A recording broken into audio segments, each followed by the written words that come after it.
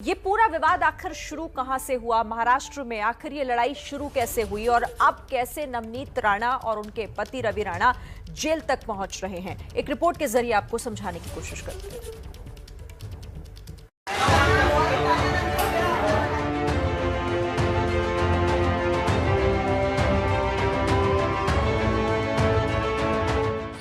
नवनीत और रवि राणा की ये तब की तस्वीर है जब पूरी रात सांता क्रूज थाने में बिताने के बाद दोनों को पेशी के लिए पुलिस बांद्रा कोर्ट लेकर निकली।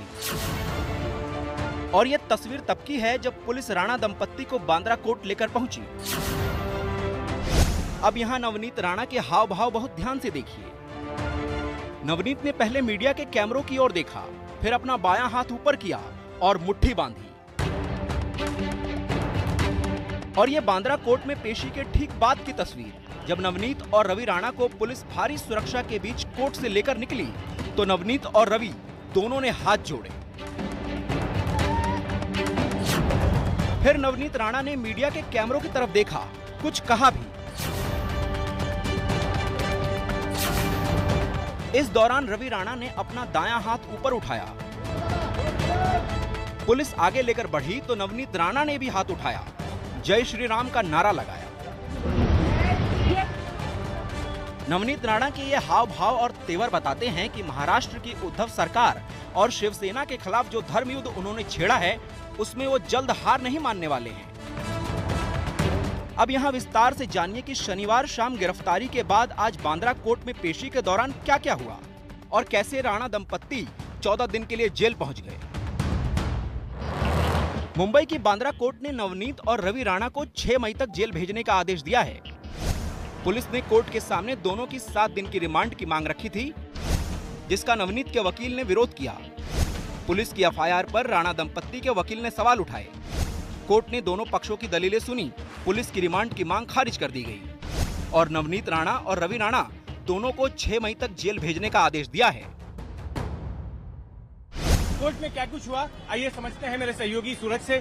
सूरज, जब नवनीत राणा और उनके पति रवि राणा को अदालत के सामने पेश किया गया तो क्या दलीलें रखी गई मुंबई पुलिस के वकील की तरफ से और बचाव पक्ष के वकील की तरफ से? देखिए, प्रदीप गहलोत मुंबई पुलिस को रिप्रेजेंट कर रहे थे तो उन्होंने बताया कि हमने इन्हें 149 का सीआरपीसी का नोटिस दिया था और ये कहा था कि आप शांति बनाए रखें, लेकिन इन्होंने चैनल्स को इंटरव्यू दिया, फोन पे इंटरव्यू दिया और इंटरव्यू देने के बाद भड़काऊ बातें की कि हम हनुमान चालीसा का पाठ करेंगे, वो भी मातोश्री जाकर। ऐसे करके उन्होंने मुंबई समेत महाराष्ट्र में जो लॉ एंड ऑर्डर का इशू है वो उस पर सवाल उठा दिया। इसके अलावा सबसे डेंजर बात ये थी कि देश के प्रधानमंत्री मुंबई में आने वाले हैं। ऐसे में मुंबई हाई अलर्ट पर है। प्रधानमंत्री किसी भी शहर जाते हैं, वहाँ की सुरक्षा बहुत ज्यादा बढ़ानी पड़ती है।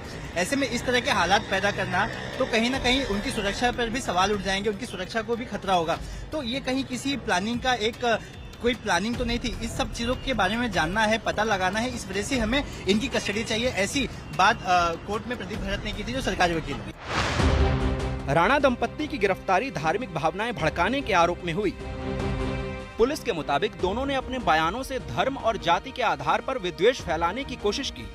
आरोप है कि दोनों ने सरकारी काम में दखल डालने की भी कोशिश की।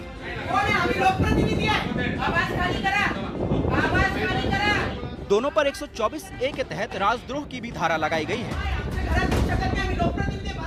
क्योंकि एफआईआर पर किसी भी तरह के सेक्शंस नहीं है। उन्होंने आर्ग्यूमेंट में कहा कि जिस तरह का इन्होंने कृत्य किया है, जैसा इन्होंने जो कुछ इंटरव्यू देना, जिस तरह से प्लान किया है, ये एक राजद्रोह से कम नहीं है। ऐसे में ये आगे चल के इस दिशा में भी इन्वेस्टिगेट कर सकते हैं, इस ओर इशारा प्रदीप गहलोत ने किया। लेकिन वहीं बात करें जो रिजवान मर्चेंट है, रवि राणा और उनकी पत्नी के वकील, उन्होंने ये कोर्ट में कहा कि जितने भी आर्ग्यूमेंट्स ये दे रहे हैं वो उसका ग्राउंड कोई भी स्ट्रांग नहीं है। अगर ये कहते हैं देशद्रोह की, राजद्रोह की बात है, तो कोई भी एक एविडेंस दिखाएं और इसे प्रूव करे कोर्ट के सामने, प्राइमा फेसी एविडेंस दिखाएं। लेकिन जो सरकारी पक्ष है वो प्राइमा फेसी एविडेंस दिखाने में भी फेल रहा।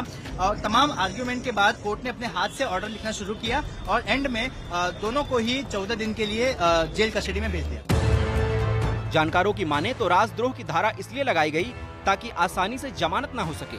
लेकिन इसी राजद्रोह वाली राजनीति पर नवनीत राणा उद्धव सरकार पर भड़क उठी। हनुमान चालीसा पढ़ना पाप है क्या? अगर ऐसा है तो धारा 124A के तहत आजीवन कारावास की सजा दे दो। देश की जनता से हमारा सवाल है कि हनुमान चालीसा पढ़ना अगर गुनाह है तो हमें फांसी की सजा दे दो। शिव सैनिकों से शनिवार पूरे दिन ठनी रहने के बीच खार थाने की पुलिस शाम को नवनीत और रवि राणा के घर पहुंची थी। तब भी नवनीत पुलिस अधिकारियों पर जमकर बरसी थी।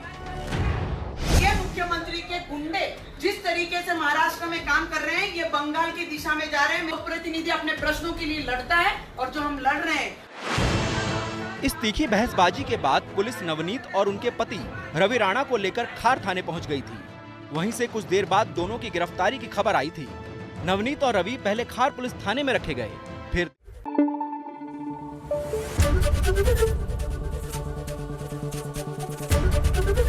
एबीपी न्यूज आपको रखे आगे।